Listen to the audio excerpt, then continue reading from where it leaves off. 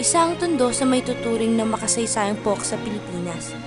Dahil sa mga sektor mismo nito ay ipinanganak ang KKK o ang Katipunan. Malaki rin ang naging parte ng tondo sa panahon ng mga Kastila. Maniniwala ka ba na ang lugar na ito ay tinuturing na ngayong pinakamahirap na distrito sa Maynila?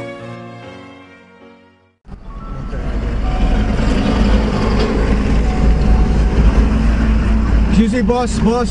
Ito ba Smoky Mountain? Ngayon, nandito na kami sa Smoky Mountain. So, makikita nyo, tambak talaga siya ng basura. Tapos, kumakatas pa, kung makikita nyo, kumakatas pa yung basura. Grabe. Saan po yung daycare center, tsaka yung Sandiwaan?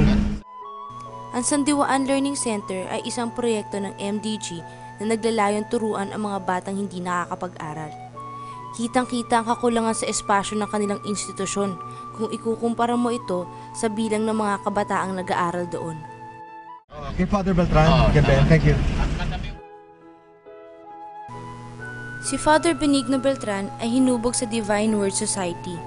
Madalas nating naririnig ang kongregasyong ito sa mga kilos protesta, ngunit ayun talaga ang kanilang adhikain, ang tumulong sa napag-iiwanan ng ating lipunan.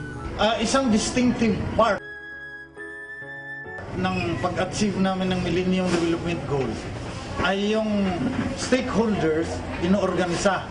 Kaya ang bagong katipunan para sa kaunlaran, karunungan at kalikasan ng Tondo, Federation ng People's Organization sa Tondo, at sila yung mga leaders na narito ngayon nagwo-workshop. Sila ang lead para sa pagpapatupad noong 8 development goals, yung poverty reduction namin, education for all,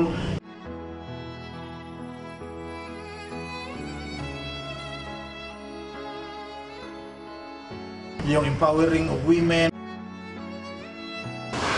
Meron kaming women empowerment kasi number 3 MDG yan eh.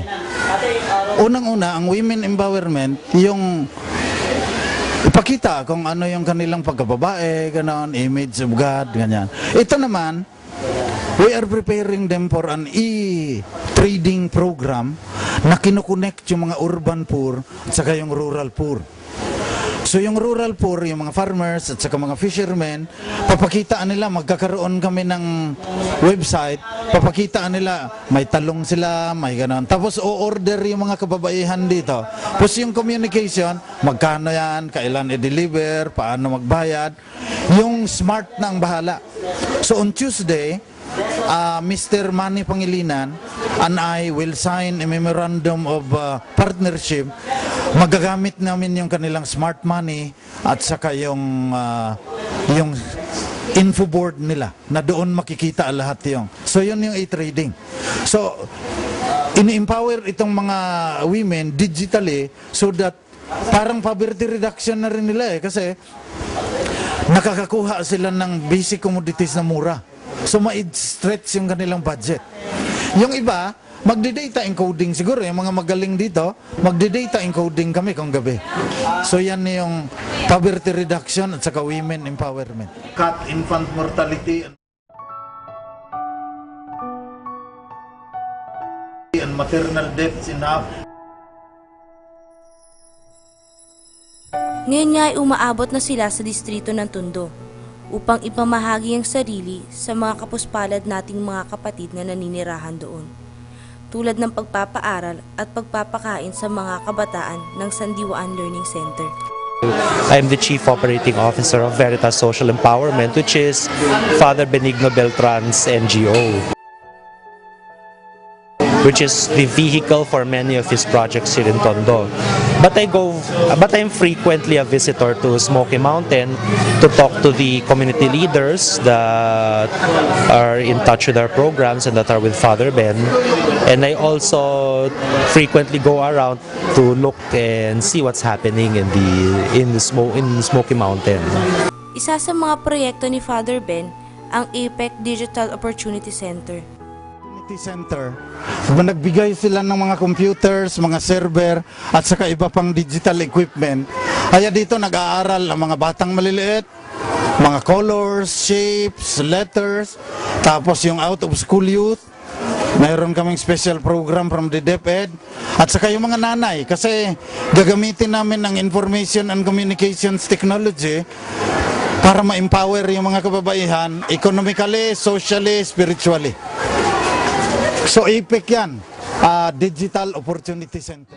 Na hindi lamang naglalayong turuan ang mga kabataan, kundi pati na rin ang kanilang mga magulang sa tamang paggamit ng mga computers. Bata na nag-aaral dito sa Sandiwan Learning Center. Tapos, sinabihan kami mga teacher na yung mga nanay may libreng paaral na computer. So, binigyan kami ng form. Nagsimula kami noong August 23. 3 times a week yung pasok namin. Sa ngayon, meron na kaming ML ad. Tapos, nagsisimula na rin kami sa MS Word. Okay naman, magaling naman magturo yung instructor namin. Tinuturo niya ng mas madali, mas simple, na maintindihan ng mga nanay. Tulad ng pagpapaaral at pagpapakain sa mga kabataan ng Sandiwaan Learning Center.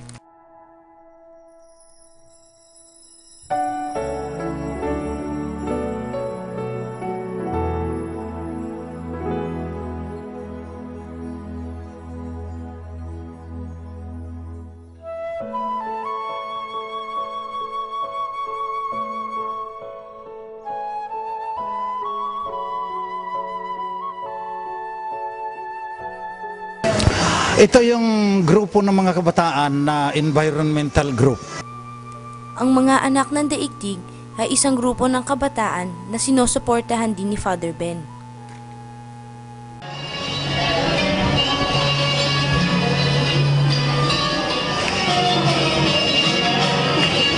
Ang tawag nila sa kanilang sarili, mga anak ni Inang Daigdig.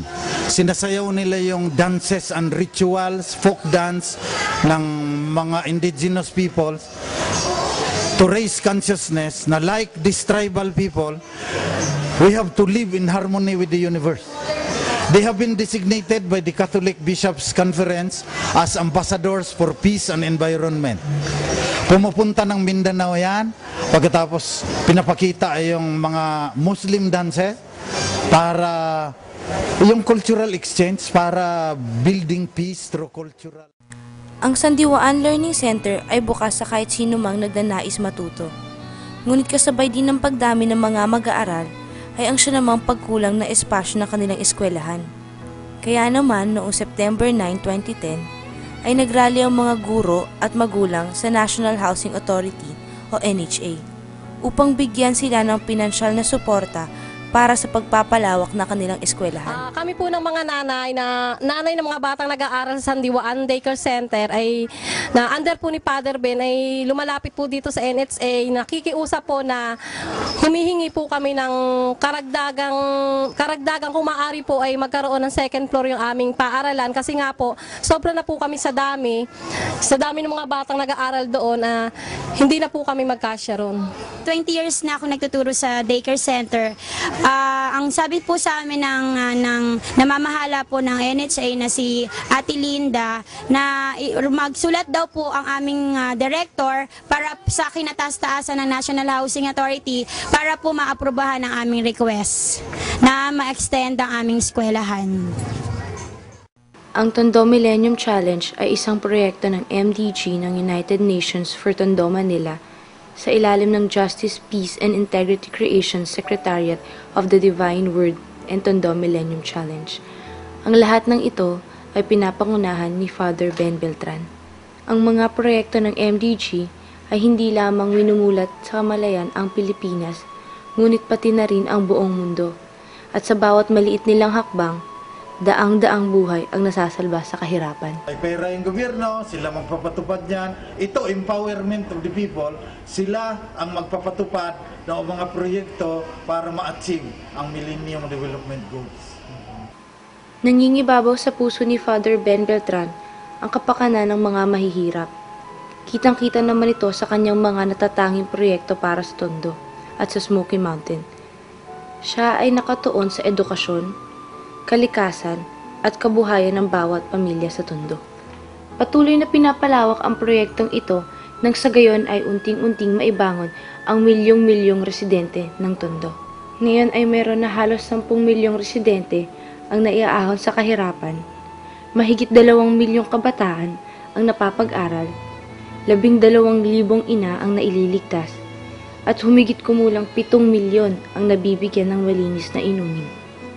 Si Father Ben ay isang tapat na tagapaglingkod ng Panginoon, isang kapatid, isang kaibigan, ngunit higit sa lahat, isang mandirigmang patuloy na lumalaban sa kalbaryo ng kahirapan. Yung mga Katoliko, we worship God in our own way. Yung mga Muslim namin na partners, they worship Allah in their own way. Pero nagkakaisa kami, we will achieve the Millennium Development Goals for Tondo by 2050.